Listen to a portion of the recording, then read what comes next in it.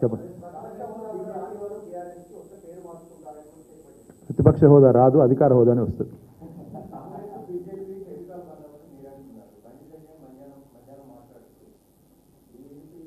ఒక్కసారన్నా బండి సంజయ్ అంటే ఆయన రేవంత్ రెడ్డిని విమర్శ చేసింది మీరు విన్నారా?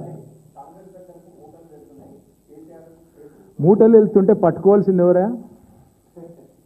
మూటలు వెళ్తుంటే కాంగ్రెస్ పెద్దలకు పట్టుకోవాల్సింది ఎవరు? హోంమంత్రినా? దొంగలను పట్టుకుంటాడు ఎవడు? హోంమంత్రి కదా. ఈయన ఏం చేస్తాడు పని? ఆయన కేంద్ర హోంమంత్రి అని గుర్తు చేయండి అప్పుడప్పుడు. ఆయనకి ఎంతసేపు కరీంనగర్లో గల్లీలో కార్పొరేటర్ తిరిగినట్టు తిరుగుడు కాదు కదా. అప్పుడప్పుడు ఆయన స్థాయికి దగ్గర పనులు చేయాలి కదా. కేంద్ర హోంమంత్రి అంటూ దొంగలను పట్టుకోవాలి. మీ ప్రధానమంత్రి ఏమో వచ్చి పెద్ద డైలాగులు కొడతాడు. తెలంగాణ ఏటీఎం అయిపోయిందని ఆయన డైలాగ్ కొడతాడు. ఏమంటాడు వచ్చి ఆర్ఆర్ ట్యాక్స్ అంటాడు. మరి మీరేం బీక్తున్నారు? మీరే వచ్చి ఒక హోంమంత్రి వచ్చేమో ఏటీఎం అయిపోయింది తెలంగాణ అంటాడు ఏఐసిసికి. నువ్వేమో మూటలు పోతున్నాయి అంటావు. మీ ప్రధానమంత్రి వచ్చి ఆర్ఆర్ ట్యాక్స్ అంటాడు. మరి ముగ్గురు కలిసి ఏం చేస్తున్నారు మీరు? దేశాన్ని నడుపుతున్నారా లేకపోతే గాడిదలు దొలుతున్నారా? ఏం చేస్తున్నారు చెప్పమను. 2.5 ఏళ్ళు అయింది.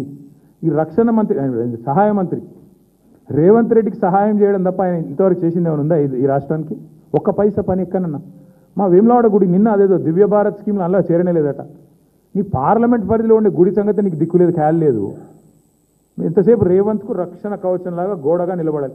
చెప్పు, చిత్తశుద్ధి ఉంటే బండి సంజయ్ని కిషన్ రెడ్డి నేను అంటున్నా చెయ్యి. అమృత్ స్కీమ్ మీద విచారణ చెయ్యి.